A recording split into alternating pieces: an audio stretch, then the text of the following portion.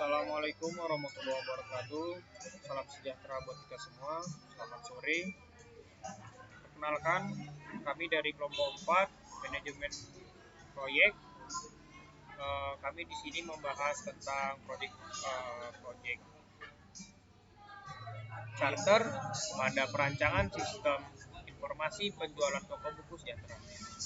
Oke, sebelum memasuki materi, izinkan kami untuk memperkenalkan diri terlebih dahulu. Di sini saya selaku moderator, nama saya Dibri Mahabibi, dan di sini ada rekan-rekan saya sebagai pembicara, yaitu ada Rinto Irwansyah Sidauro, Afriyadi Benistian, dan Hadi Ramadan Siregar. Oke, sebelum itu saya akan menjelaskan dulu apa itu Project Charter sebelum masuki materi. Oke, Project Charter merupakan dokumen yang dikeluarkan oleh pemprakarsa proyek atau sponsor yang secara formal punya kewenangan keberadaan proyek dan menyediakan manajemen proyek dengan otoritas untuk menerapkan sumber daya organisasi untuk kegiatan proyek. Project Charter ini digunakan untuk memulai proyek improvement. Dokumen Project Charter berisi informasi penting yang meliputi penjelasan ringkas dari sebuah proyek yang akan dijalankan. Dokumen ini menampilkan judul proyek yang dikerjakan, latar belakang dijalankannya proyek, deskripsi proyek, target pencapaian proyek, ruang lingkup, waktu pengerjaan proyek, dan sebagainya. Oke, Project Charter juga mempunyai peran yang penting dalam mengambil keputusan langkah awal pelaksanaan proyek. Dengan adanya dokumen ini, keterlibatan dari setiap fungsi dalam proyek akan tampak jelas. Sponsor dan project leader juga akan bisa memberikan arahan yang jelas dalam pengerjaan proyek hingga akhir. Oke, langsung masuk saya jelaskan juga fungsi-fungsi dari Project Charter, yaitu yang pertama, Project Charter ini membantu memutuskan apakah akan mengeksekusi sebuah proyek. Dan yang kedua juga ada memuat informasi yang menjelaskan risiko dan estimasi sebuah proyek. Dan yang ketiga, mendefinisikan tanggung jawab para pemangku kepentingan atau stakeholder yang nantinya dalam sebuah proyek. Oke, langsung memasuki topik-topiknya. Di sini pembicara pertama ada Saudara Afriyadi. Kepada Saudara Afriyadi dipersilakan. Oke, baik. Terima kasih kepada Bibi yang telah mempersilakan saya untuk menjelaskan tentang contoh yang akan kami ambil, yaitu dengan judul perancangan sistem informasi penjualan toko buku sejahtera. Nah, sebelumnya saya izinkan untuk meng-share screen lebih dahulu.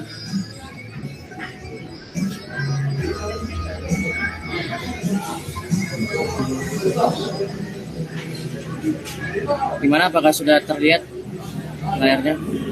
Oke, terima kasih.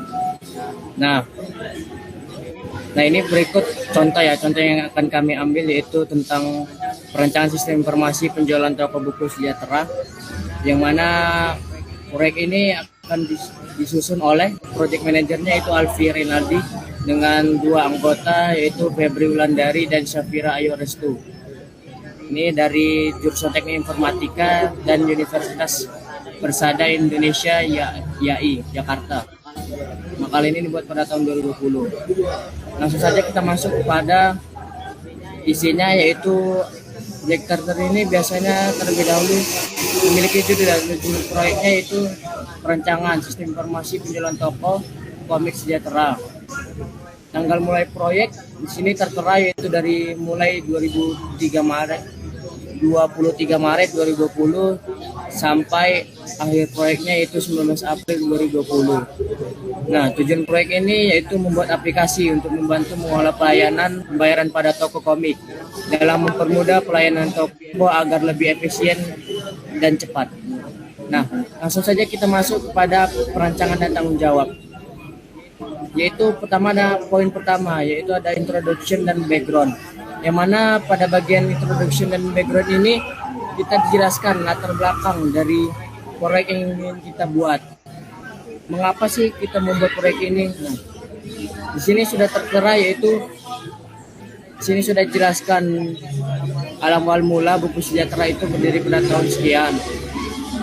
Dan dari informasi yang didapatkan ketika wawancara toko buku ini masih berjalan dengan sistem yang manual.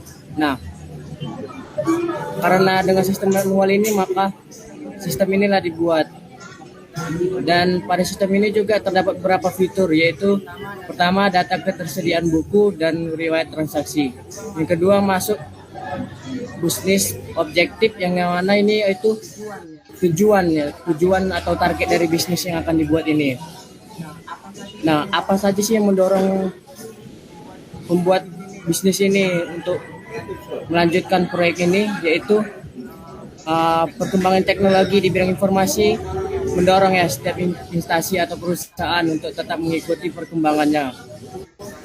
Nah, selanjutnya kita masuk pada poin ketiga, yaitu current situation and problem or opportunity statement, yang mana ini berceritakan tentang situasi atau masalah saat ini. Nah, di sini tertera yaitu kebanyakan masalah saat ini toko tidak memiliki manajemen yang baik. Mereka masih menggunakan sistem pembayar manual sehingga sangat tidak efektif. Nah, selanjutnya itu masuk kepada poin keempat, yaitu ada critical assumption and constraint, yang mana ini biasanya bersihkan tentang asumsi atau batasan-batasan yang ingin dibuat. Yang mana di sini tertera sistem pembayaran toko harus dapat memberikan manfaat. Jadi sistem pembayaran toko ini ada manfaatnya gitu, yang mana dan pengunjung dalam hal kemudahan memperoleh akses tentang informasi buku dan informasi penjualan di toko tersebut. Oleh karena itu, sistem harus mudah diakses oleh pengguna. Nah, mungkin itu saja penjelasan dari saya yang mana tentang 4 poin tersebut, yang mana ada introduction, business objective, dan yang ketiga current situation and problem or opportunity statement, yang keempat ada critical assumption and constraint. Selanjutnya akan dijelaskan oleh teman saya, yaitu Rinto Irwansyah Sidoarjo. Oke, terima kasih saya Priadi.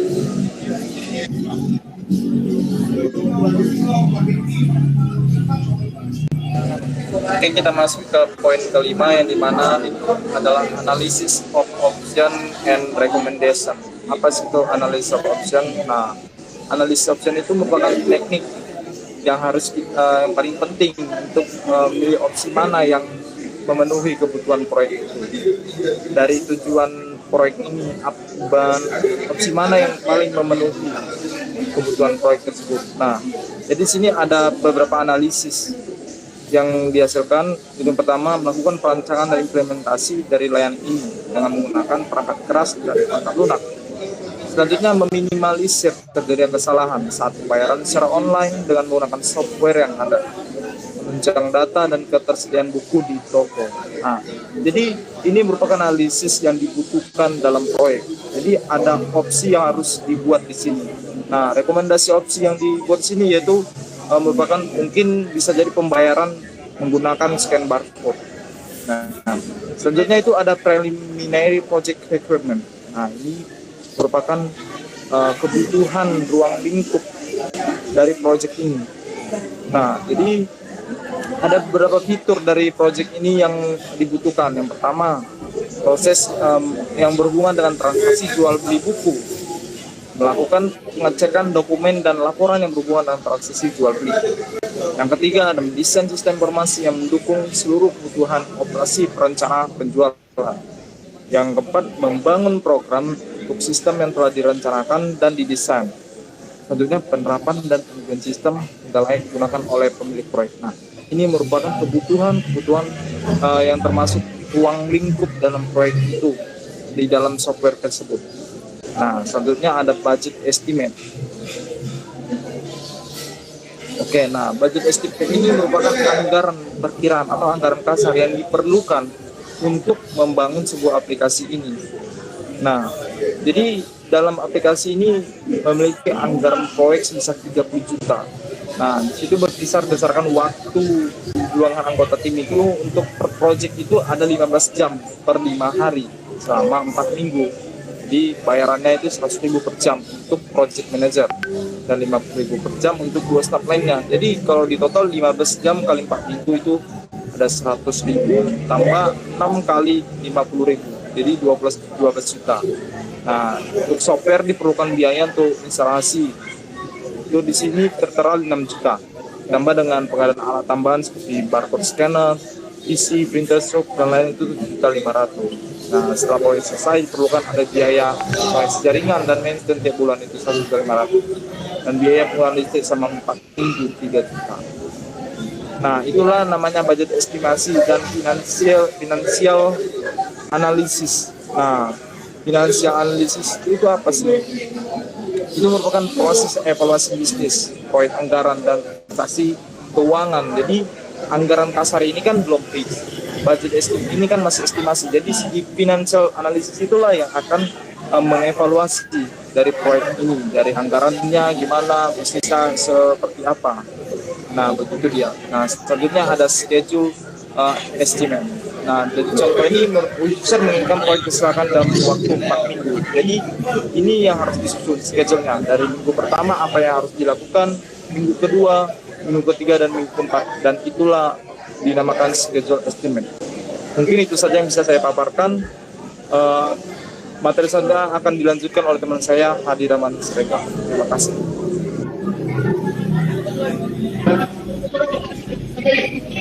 Baik, terima kasih. Sini yang ke-9 yaitu potential risk. Potential risk ini ialah kegiatan atau insiden yang terjadi pada proyek yang berakibatkan kecelakaan. Jadi di sini setiap proyek memiliki risikonya pada masing-masing. Risiko terbesar dalam proyek ialah kesalahan dalam memasukkan data input oleh pengguna untuk mengumpulkan informasi ke dalam sistem ini, dan pengguna terkadang lupa untuk memasukkan input tentang buku terbaru. Misalkan pihak toko lupa memasukkan data jumlah buku, harga, diskon, dan jenis lainnya. Terdapat beberapa risiko teknis dalam memilih tipe software yang digunakan untuk search pada sistem, pemeriksaan keamanan, proses pembayaran, dan lain-lain. Risiko bisnis utama adalah apakah sistem ini merupakan sistem yang tepat guna sehingga pihak toko tidak merasa rugi dalam menginvestasikan waktu dan uang pada proyek dan dapat memperoleh manfaat yang diinginkan. Oke, next. Di sini next habits, atau di mana anggaran-anggaran yang kita lihat dalam melakukan operasional proyek. Yang pertama, proyek manager yang memiliki waktu 60 jam kali RP 100.000 per jam, di mana harga operasionalnya 6 juta. Yang kedua, staf 2 dengan waktu 60 jam kali 50.000 per jam. Biaya operasionalnya 6 juta rupiah. Yang ketiga, biaya instalasinya memiliki biaya operasinya 6 juta juga. Yang keempat, barcode scanner. Harga operasinya 3 juta. Yang kelima, PC. Harganya 4 juta. Yang keenam, printer stroke dengan harga 500.000. Yang ketujuh, koneksi jaringan dengan harga 1.500.000. Yang terakhir, listrik dengan harga operasionalnya ialah 3 juta. Jadi total jumlah keseluruhan biaya operasionalnya ialah 30 juta rupiah. Yang terakhir, schedule atau jadwal.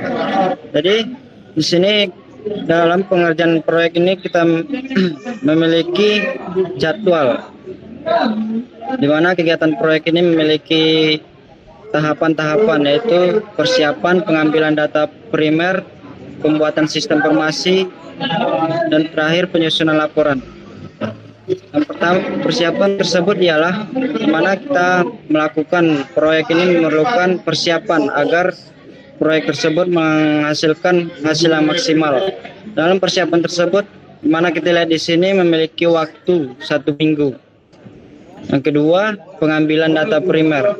Pengambilan data primer ini bisa kita ambilkan data atau informasi-informasi dalam proyek tersebut dengan kisaran waktu 1 sampai 4 minggu. Yang ketiga, pembuatan sistem informasi. Informasi ini memiliki jangka waktu 1 sampai 4 minggu. Yang terakhir penyusunan laporan. Penyusunan laporan ini biasanya ketika kita sudah melakukan persiapan pengambilan, biasanya laporan terakhir atau sidang akhirnya.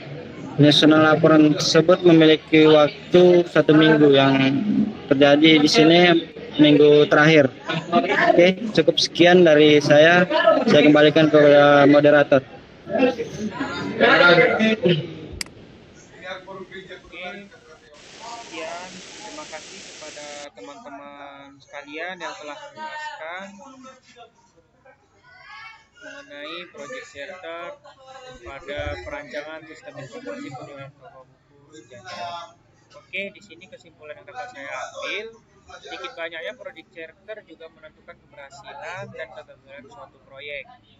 Karena project charter ini berisikan informasi penting yang mencakup ruang lingkup yang akan dicapai dari sebuah proyek yang akan dijalankan. Meski sekilas terdengar sama seperti bagian dari project planning, tapi project charter ini berbeda karena hanya memuat informasi-informasi ringkas dan bukan rincian detail seperti tugas setiap sub-unit dalam sebuah proyek. Jadi berjalan tidaknya proyek akan bergantung pada kesiapan dari project charter ini. Karena itulah dokumen ini dibuat sebelum proyek resmi masuk tahap dieksekusi. Nantinya project charter akan menjadi parameter pengambilan keputusan apakah proyek akan dimulai dengan menjelaskan gambaran proses dan tujuan yang ingin dicapai. Oke, sekian dengan berakhirnya kesimpulan, berakhir juga lah presentasi kami mengenai project charter, perancangan sistem informasi penjualan buku. Sekian dari kami kelompok 4 pada mata kuliah manajemen proyek. Assalamualaikum warahmatullahi wabarakatuh. Salam sejahtera buat kita semua. Selamat sore. Sore.